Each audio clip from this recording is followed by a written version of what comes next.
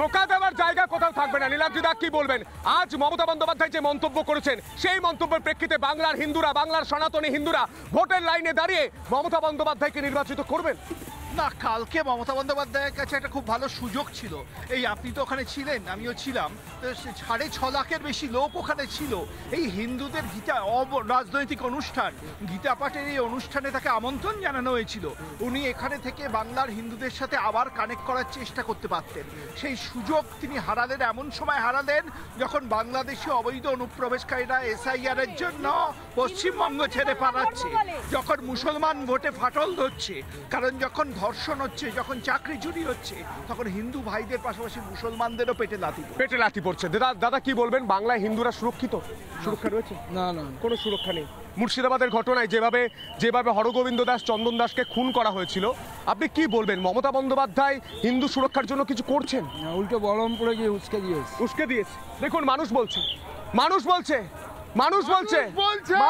রুদ্রাঙ্ক, মানুষ বলছে হিন্দুদের সুরক্ষার জন্য মমতা বন্দ্যোপাধ্যায় কিচ্ছু করেন না, হিন্দুদের অপমান করেন, বলছেন মানুষ। শুনুন, আমি দেখতে পাচ্ছি এই আগ্রাসী হিন্দুত্ববাদী দেখানো কিছু লোক। আগ্রাসী?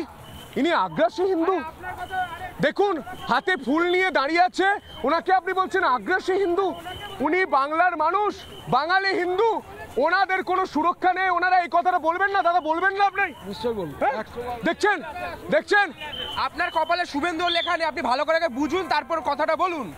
যারা আজকে আগ্রাসী ভাবে কাজগুলো করছে তারা অঘোষিত ভাবে বাংলায় একটা ডিজে কোম্পানি সেট করতে চাইছে ধর্মের নামে।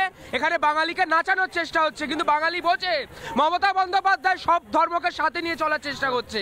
আপনারা সেটা চাইছেন না। না, মমতা বন্দ্যোপাধ্যায় সব ধর্মকে যদি নিয়ে চলার চেষ্টা করতেন তাহলে কালকে সেই সনাতনীদের মঞ্চে উপস্থিত থাকতেন। উনি সনাতনীদের ঘেন্না করেন। সনাতন বিরোধী মুখ্যমন্ত্রী মমতা বন্দ্যোপাধ্যায়। তাহলে এরাই কিন্তু আবার যখন মমতা বন্দ্যোপাধ্যায় দুর্গাপুজো যখন টাকা দেয় এরাই বিরোধিতা করে। এরা হচ্ছে ভোট ব্যাংকের নামে হিন্দুত্ব তোমাদের। এক মিনিট। তহা সিদ্দিকী কখনো মমতা বন্দ্যোপাধ্যায় বাঁ দিকে, কখনো মমতা বন্দ্যোপাধ্যায় ডান দিকে করেন। তিনি পর্যন্ত বলেছেন মমতা বন্দ্যোপাধ্যায় এই বাঙালি মুসলিমদের ক্ষতি করছেন, মমতা বন্দ্যোপাধ্যায় বিষধর সাপ। কি বলেছেন তিনি? শুনবো।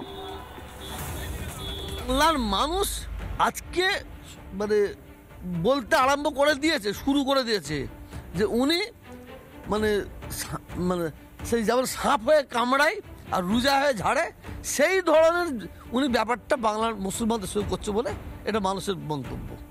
উনি একদিকে SIR করছে, হই করছে, SIR করতে দেবো না, আবার প্রত্যেকটা পঞ্চায়েতে অর্ডার দিয়েছে প্রত্যেকটা বুথে ক্যাম্প করে SIR ফর্ম ফিল আপ করুন।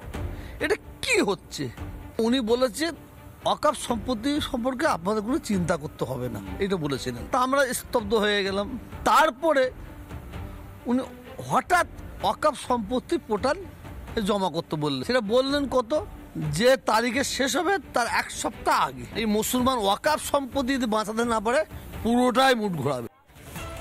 নানা ধরনের কন্টেন্ট দেখার জন্য লাইক করুন, শেয়ার করুন আমাদের ফেসবুক পেজ, সাবস্ক্রাইব করুন আমাদের ইউটিউব চ্যানেল। পাশাপাশি অন্যান্য ব্রেকিং নিউজের জন্য অবশ্যই চোখ রাখুন রিপাবলিক বাংলায়।